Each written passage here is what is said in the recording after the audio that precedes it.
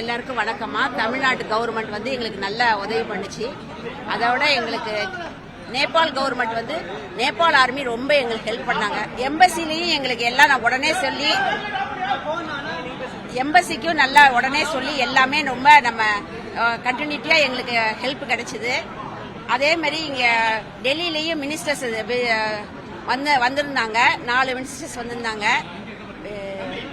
அவங்க ராஜ்மோகன் சார் எல்லாருமே வந்திருந்தாங்க. வந்து எங்களுக்கு எல்லாம் ஹெல்ப் பண்றேன்னு சொல்லியிருக்கிறாங்க. பாஸ்போர்ட் இல்லாம பண்ணி கொடுக்கறேன்னு சொல்லிட்டாங்க. எங்களுக்கு ஒரு பெரிய மிராக்கிள் பயணம் தான் இது. அது அத சொல்ல முடியல சார். நாங்க ரசூலாங்கிற இடத்துல தங்கியிருந்தோம். அங்க வந்து ரசுவா அங்கதான் இது நடந்தது.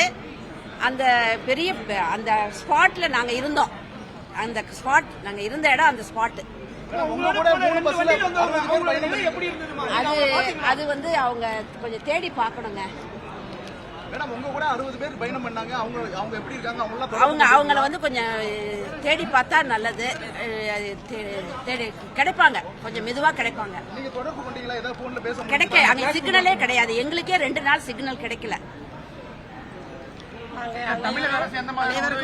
எல்லா உதவியும் செஞ்சு உடனே எங்களுக்கு உதவி செஞ்சாங்க. அதுல வந்து நான் எந்த வித மாற்றமும் இல்ல. உடனே எங்களுக்கு எல்லாமே பண்ணாங்க. அங்கேயும் டெல்லிக்கும் வந்து எங்களுக்கு எல்லாமே நல்லா ரெஸ்கியூ பண்ணிவிட்டாங்க. இங்கேயும் வந்தோடனே எங்களுக்கு எல்லாமே நல்லா பண்ணாங்க சார். என்னுடைய பேர் சத்யா. நான் வந்து ஊராட்சி ஒன்றிய பள்ளியில வந்து தலைமை ஆசிரியராக பணிபுரிஞ்சிருக்கேன். காஞ்சிபுரம் மாவட்டம் குன்றத்தூர் ஒன்றியம். நாங்க எல்லாரும் மானசரோவர் கைலாஷ் யாத்திரைக்காக நாங்க ஒரு 57 பேர் குருவாங்கிருந்து போனோம். சென்னை, அதுக்கப்புறம் மயிலாடுதுறை, சிதம்பரம், கடலூர் எல்லாரும் போனோம். போகும்போது ரொம்ப சந்தோஷமா எல்லாருமே ஒரு பெரிய ஒரு புனித பயணமா தான் நாங்க எல்லாரும் கிளம்பி போனோம். போயிட்டு முதல் நாளைக்கு வந்து காட்மண்ட்ல தங்கினோம். 2வது நாள் அன்னைக்கு பாத்தீங்கன்னா சியாபுஜி அப்படிங்கிற ஒரு இடத்துல தங்கியிருந்தோம். காலையில 8 மணிக்கு சைனால எமிகிரேஷன். அந்த எமிகிரேஷனுக்காக கிளம்பி நாங்க எல்லாரும் ஒரு 6:30 மணிக்கு கிளம்பி போகும்போது நல்லா இதுதான் போனோம். 3 பஸ்ல போனோம். போகும்போது முதல் பஸ் எங்களை தாண்டி போயிடுது. செகண்ட் பஸ் வந்து எங்களுடைய பஸ் 2வது பஸ். 3வது பஸ் எங்க பஸ்ஸுக்கு பின்னாடி வந்துட்டு இருக்கும்போது திடீர்னு ஒரு மண்ணு வந்து ஒரு புழுதி கிளம்பினா எப்படி இருக்குமோ அது போலதான் நாங்க ஃபர்ஸ்ட் ஃபீல் பண்ணினோம்.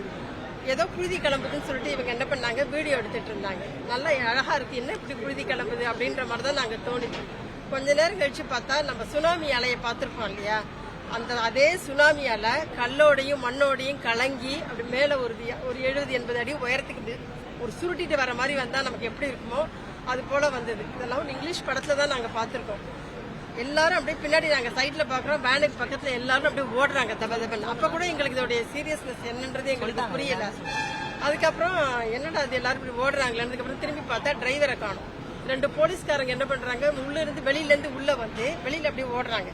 அப்புறம் தான் எல்லாரும் ஏதோ ஒரு பெரிய பிரச்சனைட்டு இவங்க அந்த சார்லாம் பின்னாடி இருக்காங்க. அவங்க எல்லாரும் வந்து உடனே இறங்கி ஓடுங்கன்றாங்க. கையில யாருக்கும் எதுவும் இல்லை, என்ன இருக்கோ அப்படியே பிடிச்சிட்டு டிரைவர் சீட் வழியா வெளியில குதிச்சோம்.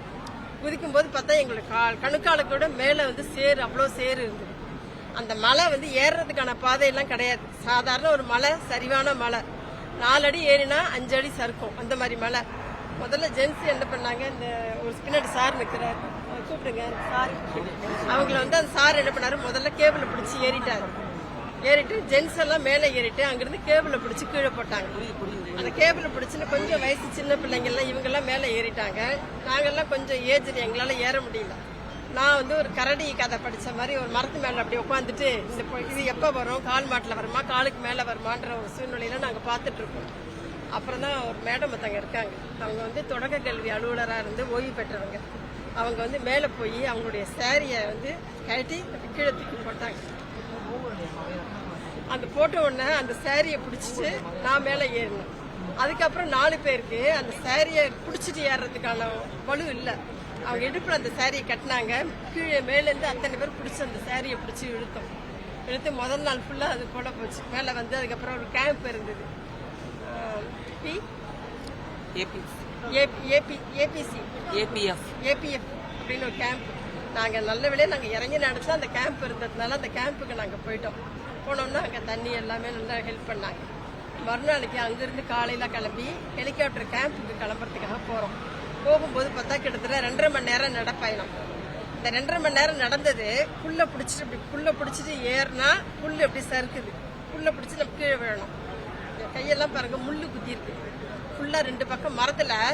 அந்த மரத்தை பிடிச்சிட்டு அந்த முள்ளோட பிடிச்சிட்டு அதுக்கப்புறம் தான் நாங்க அந்த 3 மணி நேரமும் அந்த மாதிரி தான் பயணம். எங்களோட பயணம் அந்த ஹெலிகாப்டர் அந்த பேடுக்கு போறதுக்கு 3 மணி நேரம் பயணமும் அதே போல பயணம் தான். எங்க எல்லாருமே ஒருத்தருக்கு அப்படியே ஹெல்ப் பண்ணி அப்படிதான் போனோம்.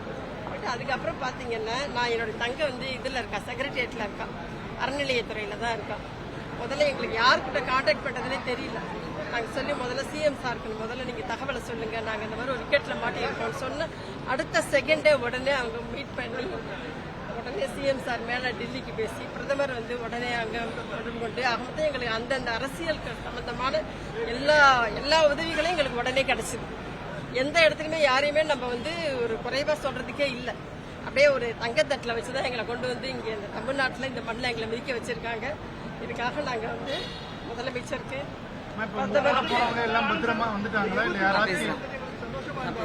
எல்லாருக்கும் என்னுடைய சார்பா நன்றி.